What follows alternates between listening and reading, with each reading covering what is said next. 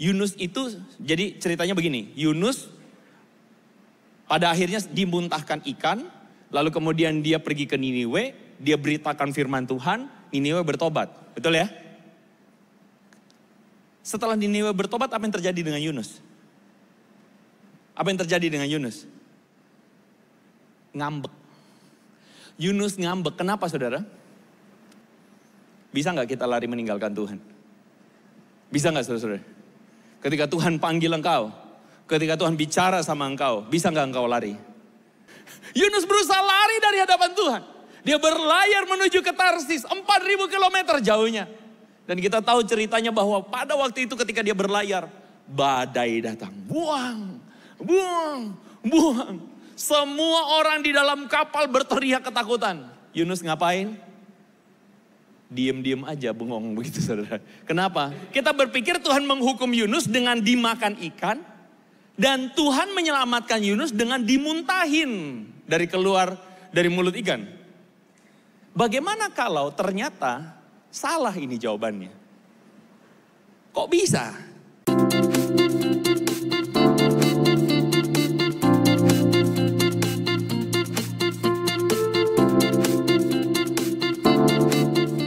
Yunus pasal yang kedua, kita akan lihat ayat 1 sampai 3, ayat 6 dan ayat yang ke-9.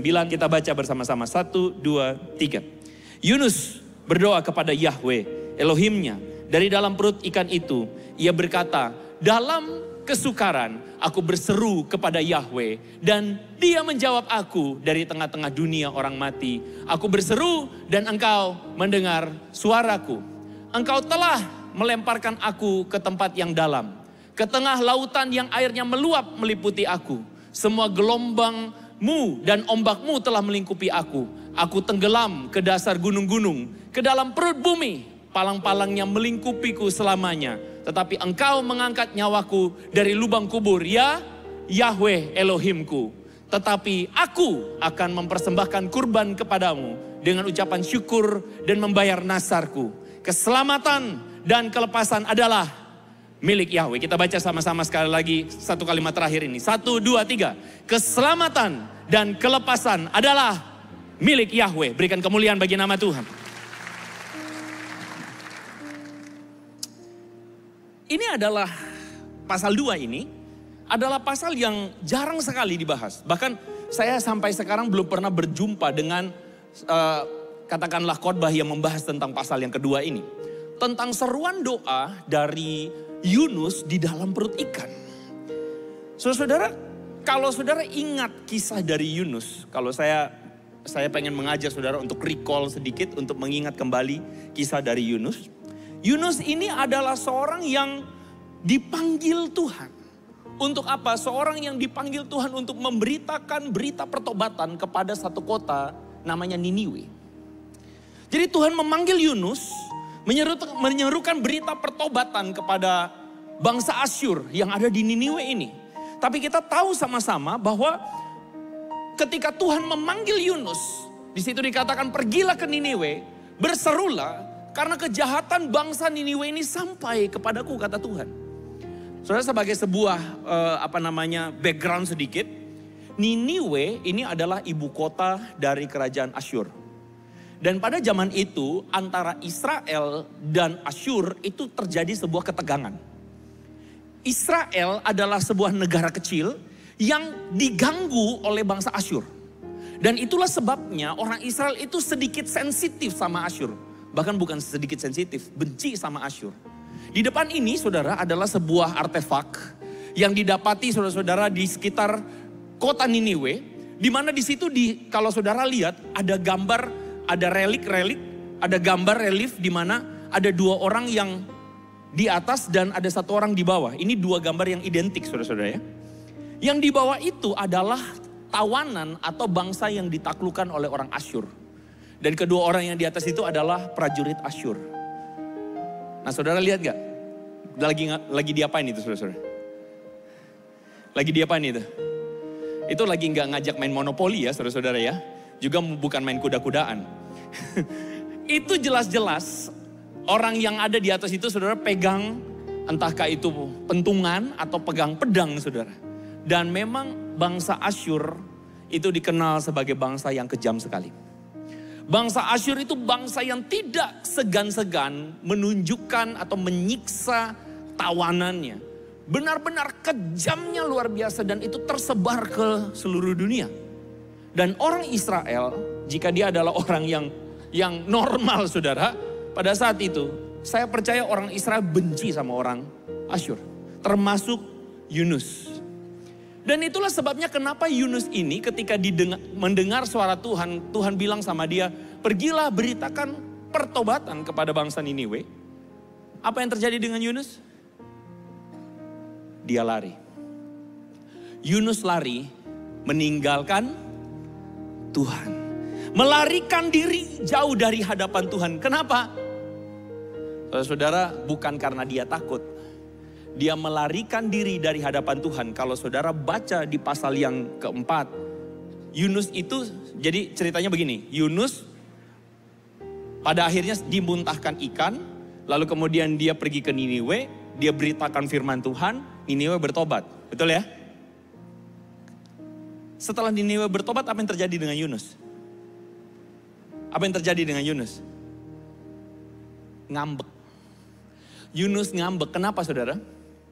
Yunus bilang sama Tuhan begini, aku sudah tahu dari dulu kalau engkau adalah Tuhan yang penuh pengampunan. Engkau adalah Tuhan yang mengampuni kalau bangsa ini bertobat. Jadi Yunus marah karena Niniwe tidak jadi dihukum Tuhan.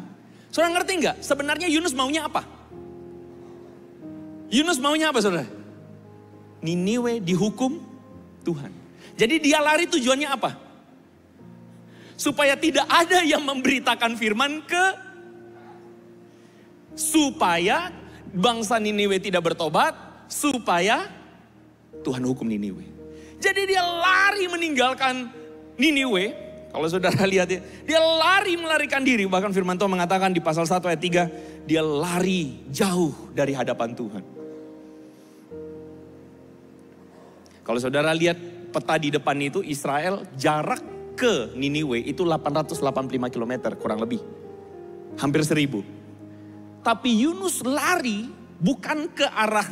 Jadi kalau menjawab panggilan Tuhan dia harusnya lari ke timur. Dia pergi ke timur. Tapi Yunus lari ke barat berlawanan. Dia lari ke barat sejauh kurang lebih 4000 km. Berlayar menjauhi Tuhan. Menjauhi panggilan Tuhan.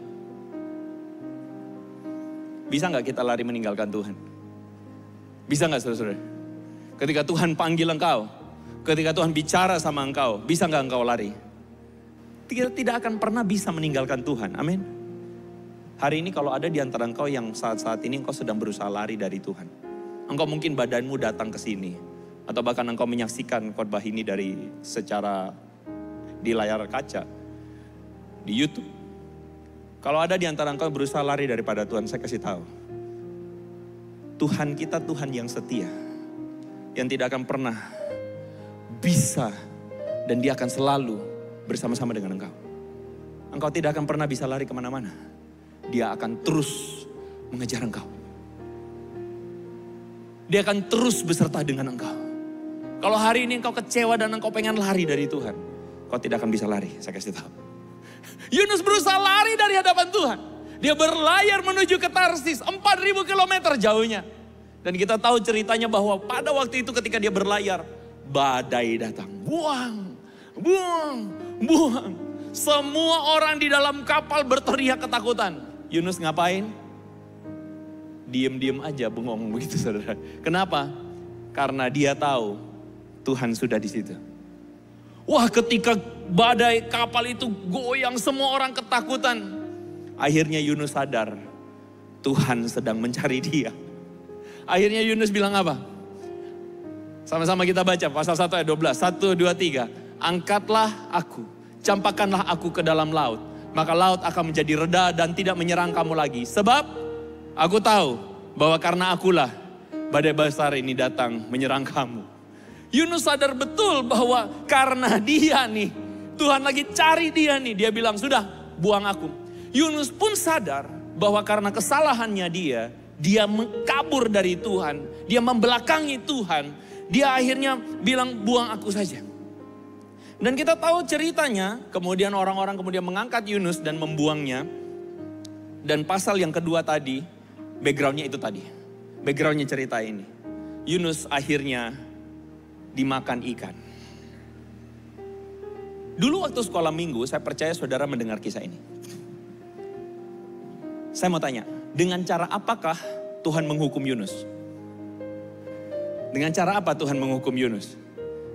Saya sangat yakin saudara akan bilang, rata-rata akan bilang, caranya adalah Yunus dimakan ikan. Itu hukuman Tuhan, betul nggak? Betul ya? Saya pun juga berpikir begitu karena saya diajarkan demikian oleh guru sekolah minggu saya. Tapi saya mohon maaf, makin saya belajar firman Tuhan, saya makin berpikir, loh kok ternyata beda? Loh bedanya apa, Pastor? Izinkan saya jelasin. Kita mulai dengan pertanyaan ini. 2 pertanyaan yang penting. Pertama, dengan cara apa Tuhan mendisiplin Yunus? Oke, kita berpikir dari dulu mungkin diajar, karena Tuhan mendisiplin Yunus dengan cara Yunus dimakan ikan. Oke, pertanyaan kedua. Dengan cara apa Tuhan menyelamatkan Yunus? Dengan cara apa? Dimuntahin ikan, betul ya? Betul ya? Kita berpikir Tuhan menghukum Yunus dengan dimakan ikan. Dan Tuhan menyelamatkan Yunus dengan dimuntahin keluar dari mulut ikan. Bagaimana kalau ternyata salah ini jawabannya? Kok bisa? Mari kita lihat, mari kita belajar firman. Ya, bilang sama kiri kananmu, katakan, yuk kita belajar firman sekali lagi. Nah gitu ya. Ayat yang tadi kita baca, pasal 2, itu memberikan kepada kita sebuah hint atau sebuah petunjuk yang menarik. Ayat yang kedua, di situ dikatakan Yunus berdoa kepada Yahweh, Elohimnya, dari dalam perut ikan. Yunus berdoa di mana? Perut ikan. Setting doa Yunus ada di dalam perut ikan. Oke. Sama-sama kita baca. 1, 2, 3. Dalam kesukaran, aku berseru kepada Yahweh dan Dia menjawab aku. Dari tengah-tengah dunia orang mati, aku berseru dan engkau mendengar suaraku. Mari kita coba meneliti lebih lanjut. Saudara perhatikan, di dalam doa Yunus, ada berapa kali kata kerja? Kata kerja. Ada berapa? Ada 4 kali disebutkan kata kerja. Yaitu, aku berseru, Tuhan menjawab.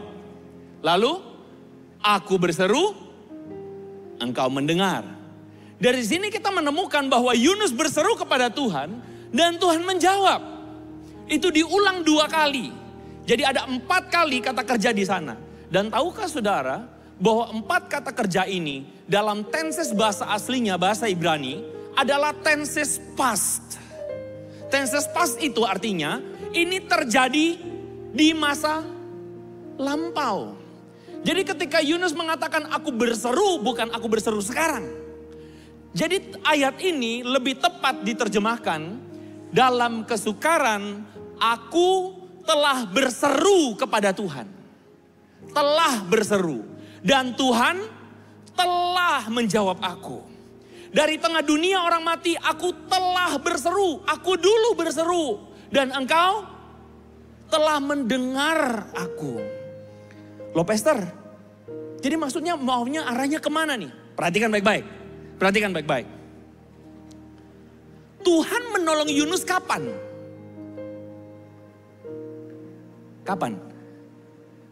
Kalau dalam doa Yunus di perut ikan, Tuhan sudah menolong atau akan menolong?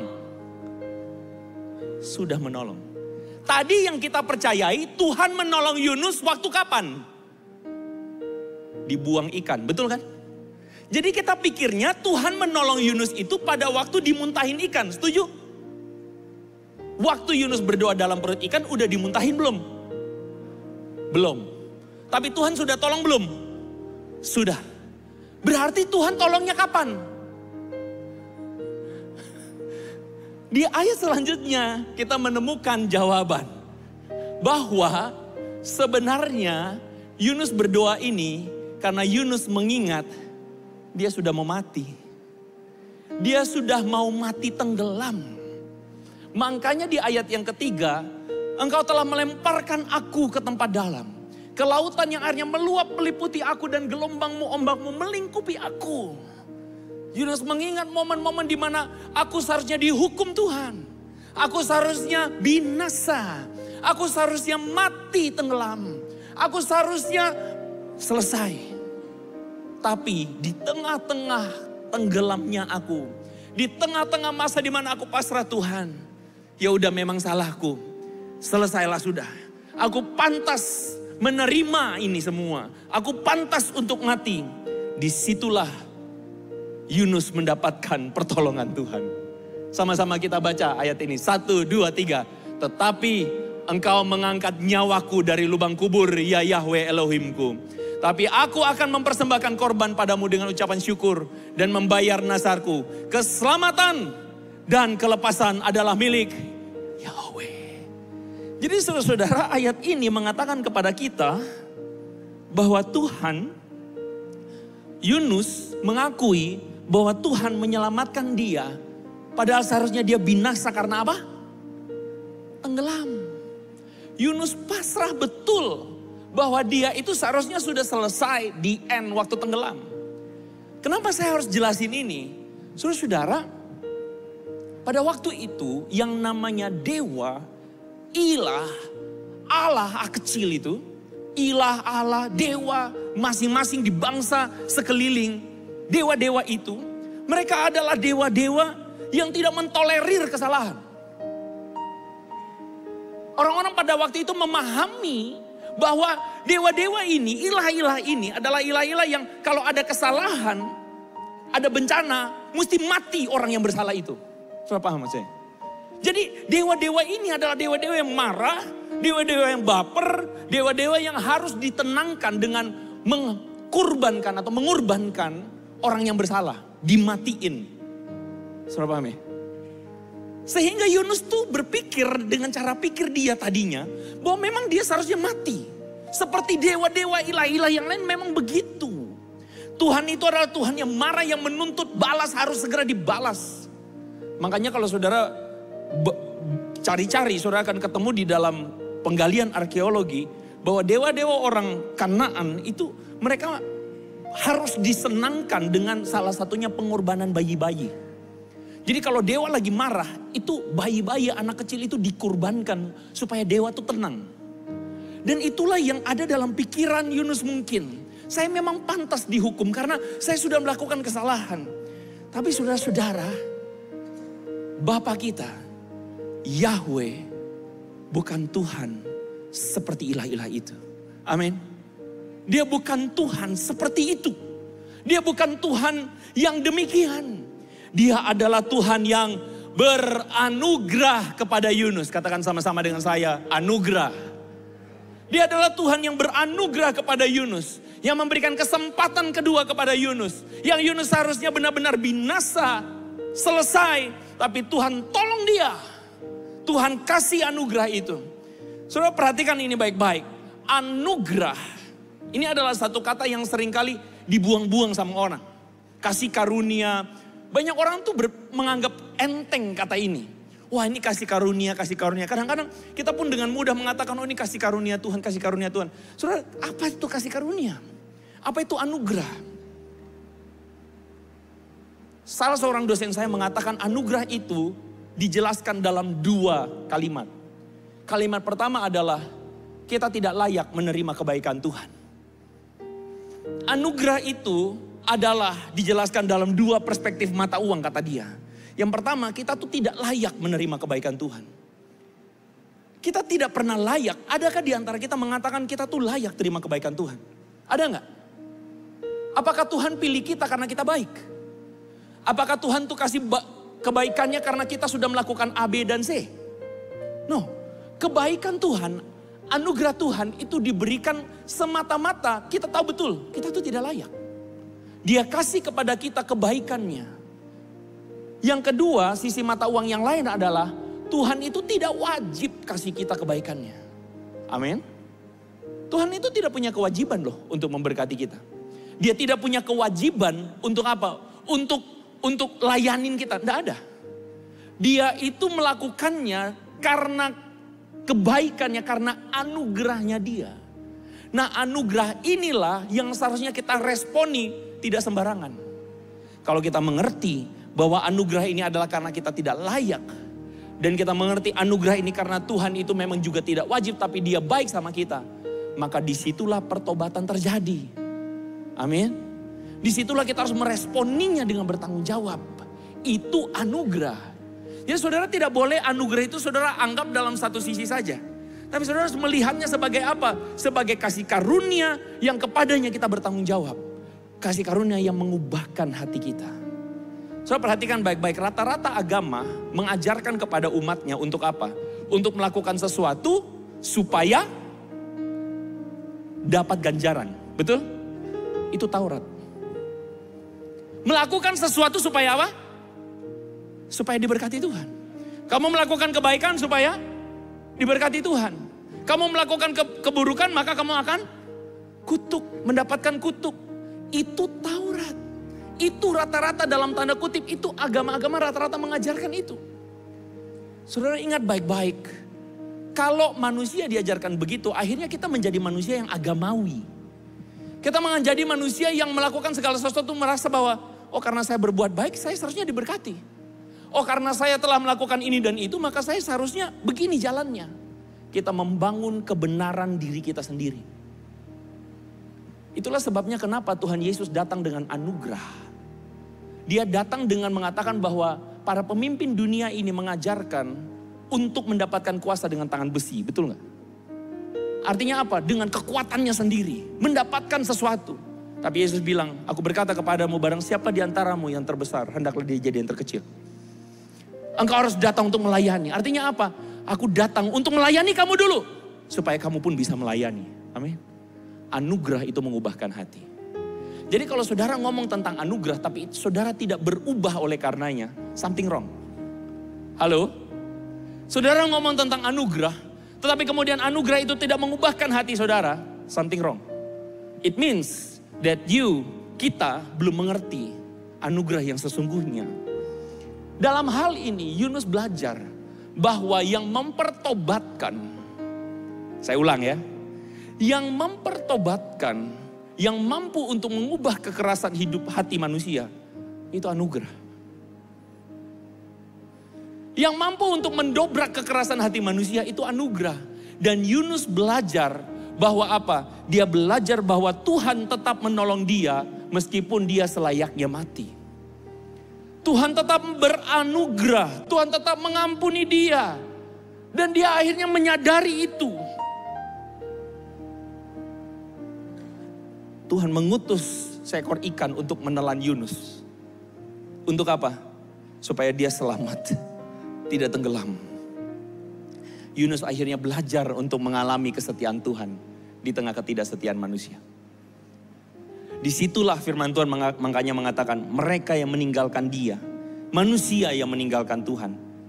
Tetapi Tuhanlah yang mengasihi mereka dengan setia. Makanya Yunus berani berkatakan, Engkau yang mengangkat nyawaku dari kubur ya Yahweh. Engkau yang menyelamatkan aku. Keselamatan dan kelepasan adalah milik Yahweh. Saudara, kita semua ada di tempat ini karena anugerah Tuhan. Amin.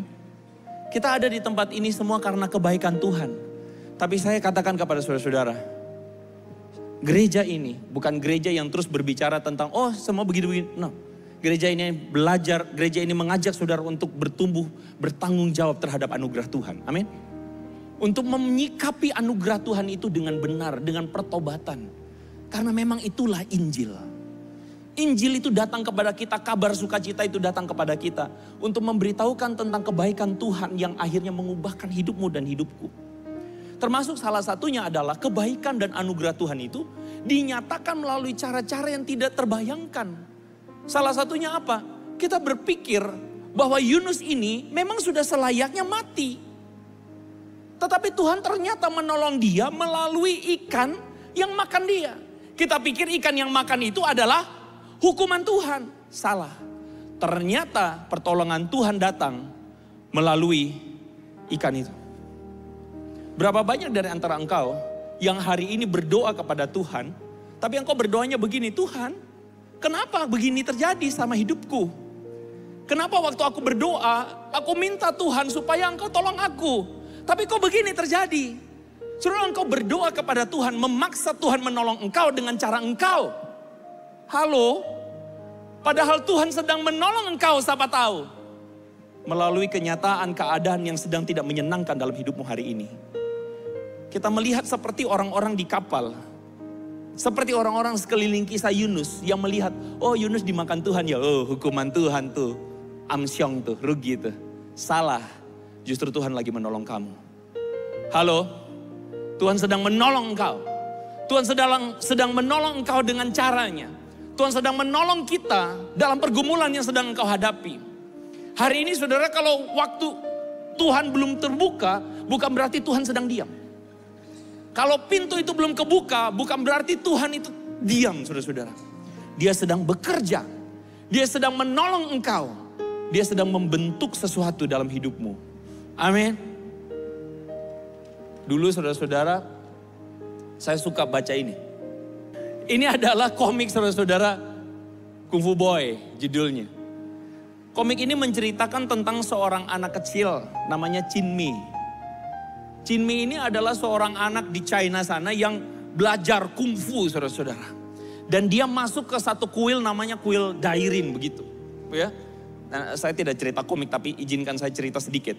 Jadi anak-anak itu masuk ke kuil, dilatih sama guru-guru Shaolin itu, saudara-saudara ya. Biksunya atau sefu atau senseinya itu. Dilatih untuk belajar kungfu. Wah gitu ya, silat-silat, split itu ya, sampai tendangan-tendangan loncat-loncat itu, saudara. Tapi diceritakan bahwa mereka masuk, ternyata mereka tidak dilatih kungfu duluan. Mereka dilatih untuk apa, saudara-saudara? Ngangkut air.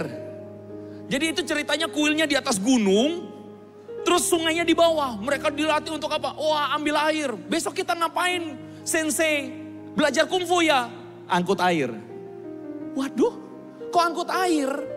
Itu anak-anak yang belajar-belajar itu pada, aduh kok gak enak ya belajar ya, aduh kok kita gak belajar-belajar begini, kenapa kita ngangkut-ngangkut air terus. Akhirnya diceritakan teman-teman Chin Mi, saudara-saudara, madol satu-satu. Angkut air, aduh kok kayaknya gak enak ya, kapan belajar kungfunya? Akhirnya main-main air. Tapi Chin Mi berbeda dengan teman-temannya. Apa yang Chin Mi lakukan? Dia angkat air. Aduh, kok belum belajar? Ya sudah, dia angkut air lagi, dia angkut air. Lama-lama bukan ototnya saja yang terlatih. Lama-lama dia angkut air pakai otak. Makanya ada namanya jurus mengambil air, saudara-saudara. Dia lama-lama terlatih untuk, oh bagaimana caranya supaya ngambil air ini lebih praktis. Jadi dia bukan cuma pakai otot, pakai otak. Saudara tahu, akhirnya siapa yang jadi pesilat yang tangguh? Siapa yang jadi pesilat yang tangguh? Chin Mi. Kenapa? Karena dia belajar bahwa dalam kesusahan ngangkut-ngangkut air, kok nggak belajar-belajar? Ternyata di situ gurunya sedang persiapkan ototnya, staminanya. Ternyata gurunya sedang persiapkan mentalnya, supaya dia satu saat belajar jurus-jurus, dia tidak mudah menyerah. Amin. Jadi saya kasih tahu, bisakah saudara melihat bahwa bencana yang sedang terjadi dalam hidupmu adalah pertolongan Tuhan? Bisakah saudara melihat bahwa bencana yang engkau alami sekarang, Tuhan sedang menolong engkau? Siapakah di antara engkau, orang tua, kalau anakmu sedang ujian, lalu dia nangis, aduh mama kenapa ya? Kenapa ya ini, aku capek, aku gak bisa belajar. Lalu ada di antara engkau sebagai bapak, lalu mengatakan, tenang, papa kenal orang dalam. Papa kenal kepala sekolahnya, papa telepon, batal itu ujian, papa tolong kamu. Yeay, papa baik, begitu? Ada papa-papa yang mau begitu? Kalau ada, silakan saudara ikut kelas parenting gereja ini ya. Beresin otak saudara. Sebagai papa yang benar, bukan cuman baik, Anda tahu bahwa ujian ini harus dilalui oleh anak Anda, betul? Tapi anak Anda tidak mau ini. Capek pak, capek. Tapi Anda akan bilang apa? Ikutin, betul? Karena saudara mau mendewasakan dia. Amin. Bahkan kalau perlu besok saudara yang antar dia ujian. Betul nggak? Bisa nggak saudara lihat bahwa Tuhan menolong kita tidak pakai cara kita. Dia menolong kita pada caranya. Dia menolong kita pada waktunya. Amin. Jadi kita belajarlah untuk apa? Setia pada perkara yang kecil itu. Meskipun tidak menyenangkan, Tuhan lagi pakai untuk menyelamatkan engkau. Halo? Itulah yang terjadi kenapa Yusuf bilang, engkau mereka-rekakan yang buruk terhadap aku. Tapi Tuhan mereka-rekakannya untuk kebaikan. Tuhan sedang bekerja. Tokoh di depan ini adalah Ayub. Ayub itu adalah seorang yang diceritakan saleh hidupnya. Dia adalah orang yang hidupnya benar-benar gentar terhadap Tuhan, mengasihi Tuhan. Tapi diceritakan juga bahwa dia adalah orang yang kaya sekali. Anak-anaknya bahkan dikisahkan tuh senang party gitu ya saudara. Nah Ayub ini setiap pagi mengatur korban persembahan untuk minta ampun sama anaknya. Siapa tahu anakku melakukan dosa terhadap engkau Tuhan. Makanya dia mengatur persembahan untuk meminta ampun kepada Tuhan. Hidup Ayub ada celah nggak? Hampir nggak ada. Baik nggak? Baik banget. Setia nggak? Setia banget. Diberkati Tuhan. Hatinya juga baik. Setia, saleh. Tapi kita tahu ceritanya bahwa iblis datang dan bilang sama Tuhan, ya jelas Ayub setia. Kenapa? Karena engkau memberkati dia. Coba kalau engkau angkat tanganmu. Tuhan bilang, oke, silahkan. Tuhan izinkan ketika ia mengizinkan sesuatu terjadi. Tapi Tuhan bilang begini, jaga nyawanya. Tuhan tetap setia sama Ayub. Oh penderitaan terjadi, satu persatu kesulitan terjadi. Waktu kesulitan terjadi orang-orang sekeliling Ayub mengatakan, kamu ada salah pasti, kamu ada dosa pasti tuh, makanya kayak begini hidupmu. Ayub bilang, aku gak ngapa-ngapain. Aku gak ngapa-ngapain. Kalau saudara Ayub mungkin bisa berkata begini, Tuhan, aku gak ngapa-ngapain kok. Tapi kenapa kesulitan terjadi dalam hidupku? Saudara tahu proses itu terjadi. Sampai Ayub pun bilang, Tuhan kenapa ini terjadi? Tapi di dalam pasal 42 ayat 5, Ayub akhirnya mengakui bahwa hanya dari kata orang selama ini aku dengar tentang engkau. Tapi kali ini mataku memandang engkau. Apa artinya? Aku mengenal engkau lebih lagi. Bahwa apa? Kalau misalnya yang namanya bocil, anak kecil. Kalau sesuatu yang terjadi tidak menyenangkan hidupnya, dia akan langsung goyang-goyang begini, saudara. Kayak cacing kepanasan. Betul? Dulu saya waktu masih kecil kalau nggak dibeliin mobil-mobilan sama mama, saya duduk di lantai, saya gerung-gerung, saudara-saudara. Itu namanya bocil. Betul? Seseorang anak itu tidak boleh terus-terusan bocil. Dia harus makin dewasa. Ketika dia makin dewasa, dia dewasa dalam pengertian. Dia makin dewasa. Sama seperti anak kecil, kita pun harus belajar dewasa mengenal Tuhan. Makanya Ayub pun mengatakan, sekarang mataku memandang engkau. Orang-orang mengatakan, Ayub kamu hidupmu sial. Hidupmu tidak diberkati Tuhan. Tapi Tuhan bilang, salah. Justru aku akan memberkati Ayub 10 kali lipat. Melalui penderitaan ini, aku sedang memurnikan Ayub. Dan berkatku menanti dia.